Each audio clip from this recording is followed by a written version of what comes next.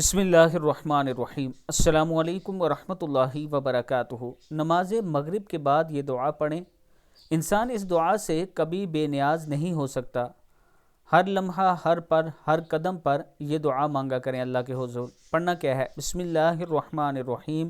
ربی انی لما انزلت الی من خیر فقیر۔ پروردگار، تو جو کچھ بلائی میری طرف اتارے میں اس کا محتاج ہوں۔ ہر ٹائم یہ دعا پڑھا کریں، اللہ تعالیٰ کا خاص کرم ہوگا، کیونکہ انسان اللہ کا محتاج ہے اور ہر چیز اللہ ہی سے مانگ سکتا ہے، اس لیے یہ دعا ہر ٹائم مانگا کریں۔ حضرت موسیٰ علیہ السلام نے اس دعا کو اس وقت پڑھا جب مصر سے جان کے خوف سے نکل آئے اور مدین پہنچے، جہاں وہ بالکل اجنبی تھے، کھانے کو کچھ نہ تھا، جبکہ سفر اور بھوک سے نڈال تھے۔